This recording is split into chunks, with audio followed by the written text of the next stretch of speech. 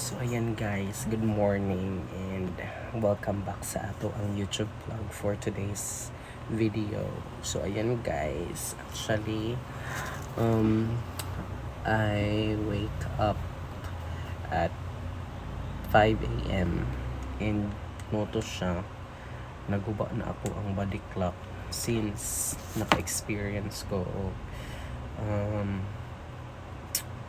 lain nga pamati last Saturday. Not feeling well ko ato guys, nagsuka ko kay ikabuhi and tungod guro to sa kong giinom Minute Maid and akong gisudan kay Chicken Joy.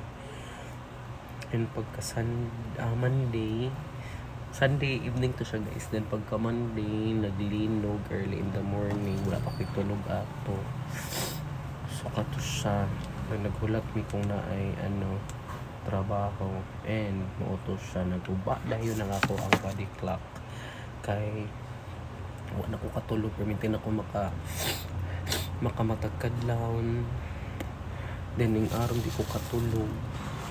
So akong ginabuhat is ako na lang siya ginabuhat sa ang sideline work kay hapit naman ang hapit na ang deadline, hato na siyang ihatag o i-deliver dito sa mga Bislig City sa ACBT Vet Department. And mahuman na ni, and by the way guys, balik na amo ang duty later, pero dito mi sa Centrales sa Philcris mi mag-duty kay under kuan pa ang SM nga TP no.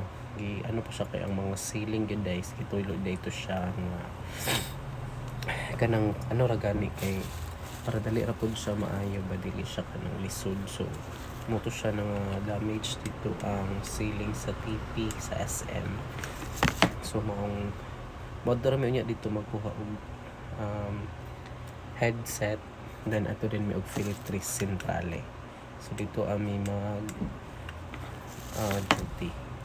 So ayan, so ato na lang sa naghimo ang lingin sa ato ang lay, and actually napinahuman, di siya nahuman, mga butang na to 50%. So ani siya ang outcome guys.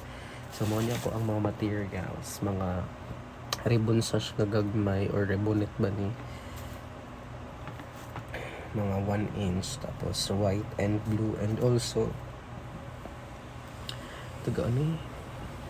trimming lace, nakalimot ko sa tawag and ingani din iyang outcome,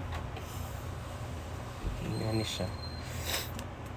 So wala pa ni nahuman, mga 50% pa ni siya guys, and hukman pa na siya diba, and katong iyahang bitay. So ingani ang iyahang padulong sa outcome, pero butin pa na ko siya design nga katong lingin-lingin. So muna itong gibuhat for today, and 12 ka buo, so na nakinuhuman duha, so 10 na lang.